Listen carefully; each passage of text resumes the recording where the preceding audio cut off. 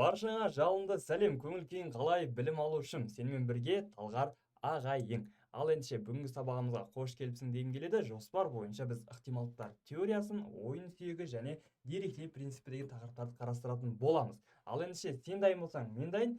Кеттік, let's go everybody.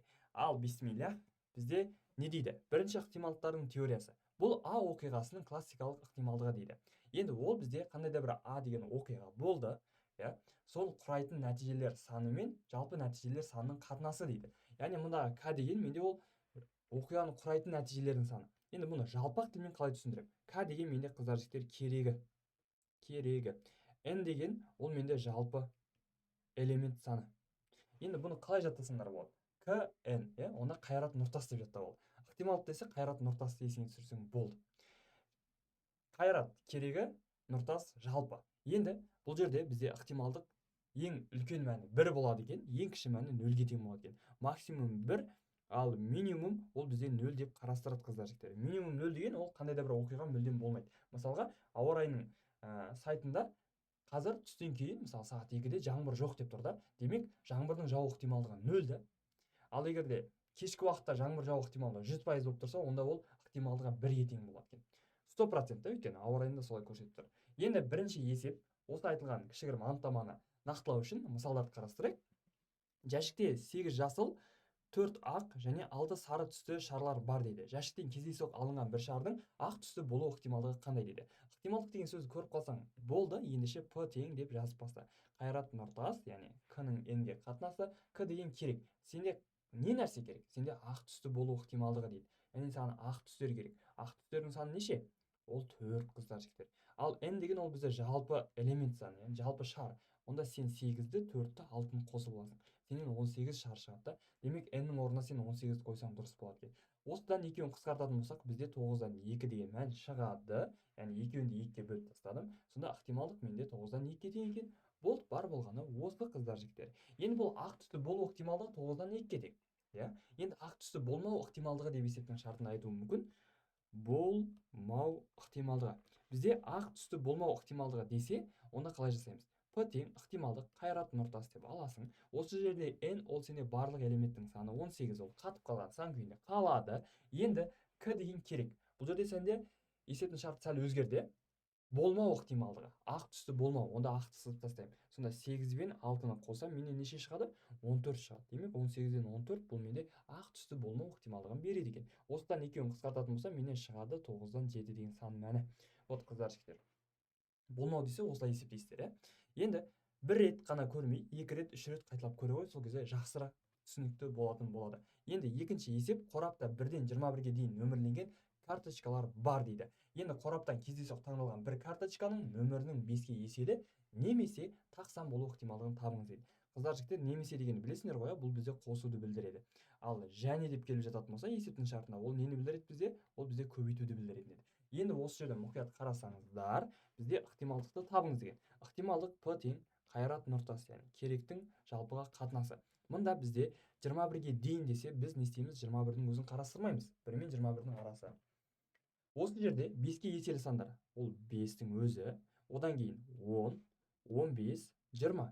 Потом тақ сан дейді.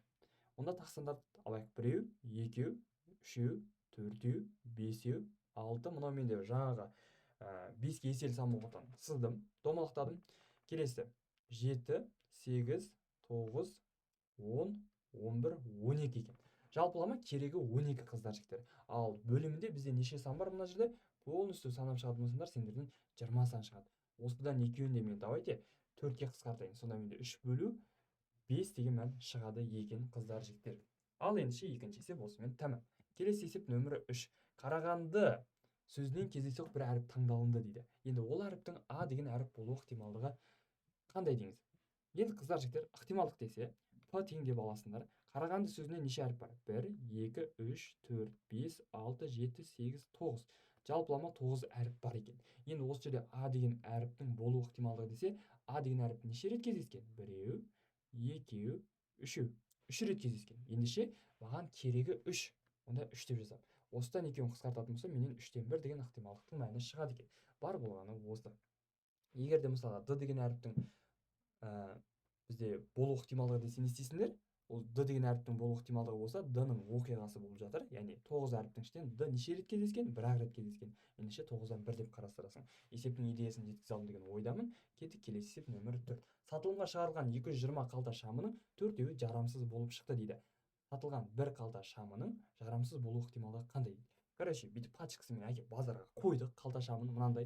Сөйтіп оның ішінде 4-еуі жарамсыз. Енді оның барлығын мен тексеріп шыққан жоқпын. Сондықтан да білмеймін нақты қайсы екен. Менде бір жаңағыдай сатып алушы келеді да, сатып алады бір қолшамды.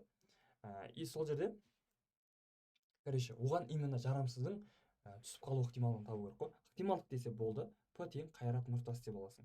Осы жерде К керегі. Менде не ол? 4 жарамсыз бар, иә? Мына жерге былай жазайыншы, 220. Осының менде жарамсызы и потом жарамдысы бар да. Жарамды. Енді қыздар жігіттер, жарамсыз 4 болса, жарамдысын табу үшін не істейсің? 220-дан 4 азайтасың, 216-сы сенде жарамды деген сөз. Ал жарамсыздың болу ықтималдығы десе, яғни ол менде К-ның мәні 4-ке тең деген сөз. 4-ті бөлемін, жалпы элемент қанша? 220. Ендеше 220-ға бөліп өстіп, мына жерден екеуін де 4-ке қысқартатын болсақ, менде 1/55 деген ықтималдықтың бөлшек күйінде мәні шығады екен. Осымен 4-ші есеп тәмамдалды. Ертең күні тестте келіп жатуы мүмкін, қыздар жігіттер. Сол кезде жаңағыдай жүздік үлеске жоқтауы мүмкін. Ал ол кезде дымда қиын емес. Мына 1-ді аласың да 55-ке бөле саласың. Так, калькуляторға алып 1-ді алып 55-ке бөлетін болсақ, менен неше шығады? Мына жерде 0,0181 деп осындай бір сандар қайталанып кете береді екен, иә? Мына жерде 18 деген сан қайталанып кете береді екен. Вот, ендеше біз 1000-ды үлеске жоқтайтын болсақ, 0,18 деп аласың, немесе мұны 0 деп ары қарай 18 жақшаның ішіне алып қойсаң болады да. Вот, бұл 18 деген сан қайталана береді деген мақсатты білдіру үшін. Кеттік, ендеше келесі есеп нөмір 5. Қорапта 9 жасыл және 12 ақ түйме жатыр дейді. Енді қораптан кездейсоқ 2 түйме алынды. Алынған түймелердің біріншісі жасыл болып, екіншісінің ақ түсті болу ықтималдығы қандай дейді. Енді қыздар жігіттер, ықтималдық десе, П тең қайрат нұртас. Енді керегі және бөліміндегі n ол жалпы элемент саны, иә? Енді қараңыздаршы, қыздар жігіттер. Мұнда бізде алынған түймелердің біріншісі жасыл түсті, екіншісі ақ түсті болу ықтималдығы қандай деген екен, иә? N деген ол бізде жалпы элемент саны. 9-ға қосасың 12-ні. Сенен 21 шығады, иә? Енді 21. Осы жерде қыздар жігіттер, біз бірінші жасыл түсін аламыз. Ендеше жасыл ол менде 9. 21-ден 9 деп аламын. Енді екінші мен қайтадан алам ғой. Сол кезде оның менде екіншісінің, яғни жасыл, то есть ақ түсті болу ықтималдығы десе, ол кезде қалай болады? Біз бірінші 21-дің ішінен мен не істеймін? Бір жасыл түсін алып қойдым, иә? Сонда менде уже кетті бір ықтималдық. Енді көбейтемін. Неге көбейтемін десеңдер, өйткені мен екіншісінде уже не істеуім керек? Ақ түсін алуым керек. Мен 21 түйменің ішінен бір түймені алып қойдым ғой. Ол жасыл түйме болып кетіп қалды. Сонда жалпы менде қанша түйме қалды? 20 түйме қалды да. Осы жерде қыздар жігіттер, маған қандай түймені алу керек дейді? Ақ түсті түйме. Ал ақ түсті түймеде мен бірінші реткісінде мүлдем тиіспегендіктен 12 түймесі сақталып тұр. Сонда 20-дан 12 болады. Енді осы жерден бұл екеуін көбейтесіңдер. Потом бізде не болады? Екеуін де 3-ке қысқартайық. Сонда алымында 3, бөлімде 7 қалады екен. Мұндағы тағы қандай сандар бар бізде қысқаратын? Так, 21-ден 9 и 20-дан 12. Так, қысқармайма не? 12 3-ті көбейтемін, 36, бөлімінде 140 деген сан қаламыз. Сонда бізде, так, мына жерде екеуіне қысқартып жіберейік. Давайте 4-ке қысқартайық. Мынадан 5, мынадан 3 қалады. Сонда 3-ке 3-ті көбейтсем менде 9, ал бөлімде 35 дейтін осындай ықтималдықтың мәні қалады екен, достар. Ал осымен 5-ші есеп тәмамдалды. Келесі есеп нөмірі 6. Мергеннің нысанаға тигізу ықтималдығы 0,8 дейді. Егер мерген нысанаға 2 рет атып, тигізе алмауының ықтималдығын табыңыз дейді. Яғни егер мерген тұрапта 2 рет атады, бірақ тимей қалуының ықтималдығын табыңыз деген екен ғой. Енді бұл жерде қалай қыздар жігіттер? П тең ықтималдық қайрат нұртас деп жаттап алдыңдар уже. Енді бізде ықтималдықтың минимум мәні, яғни мүлдем ең аз мәні 0-ге тең, ал максимум ең үлкен мәні ол менде 1-ге тең. Достар, осы жерде менде тигізу ықтималдығы десе, ол 0,8. Мына нәрсені біліңіздерші. Тигізу и потом тигізбеу.